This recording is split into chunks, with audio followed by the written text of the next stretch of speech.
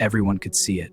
His friends, his family, even he could see it on the good days when the fog lifted just enough. The relationship wasn't healthy, he knew that. And yet every time he was close to leaving, something pulled him back. A text, a moment of warmth, a version of this person he'd seen once early on that he kept waiting to return. People around him used one word to explain it. Weak. That was the wrong word entirely. It hadn't started toxic. It had been electric. Finally someone really saw him. Extraordinary, specific, chosen. Then came the first shift. Something small. A comment that stung. An afternoon that ended badly.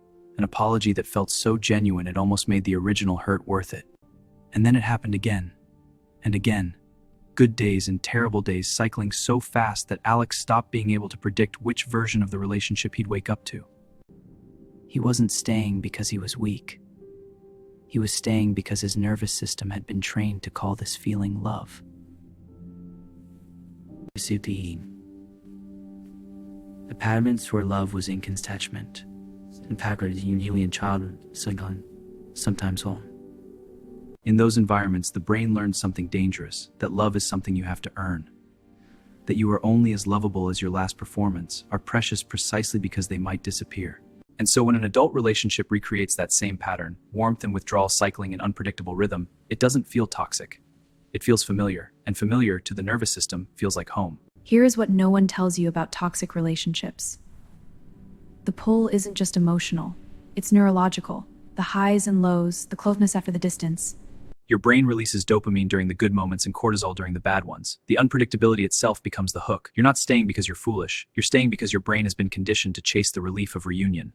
Research by Dr. Helen Fisher found that the brain scans of people in painful, unstable relationships look remarkably similar to the brain scans of people experiencing withdrawal from cocaine. This is physiology. And the cruelest part?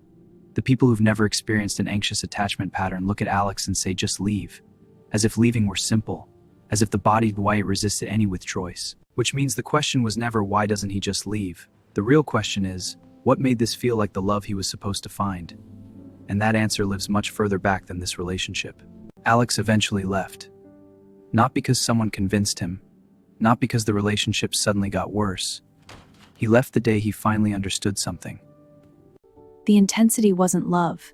It was familiarity dressed as love. And he had spent years mistaking the relief of being pulled back for the feeling of being truly wanted. If you've ever stayed somewhere you knew you shouldn't, you weren't broken. You were loyal to a feeling that had been wired into you long before you ever met that person. The work is learning to recognize safety as love, even when it feels, at first, unbearably quiet. Real love isn't supposed to feel like surviving. It's supposed to feel like breathing. If you saw yourself in Alex or someone you love, this isn't a verdict, it's a starting point. Understanding the pattern is the first thing, the only thing that makes the next choice different. I'll see you in the next one.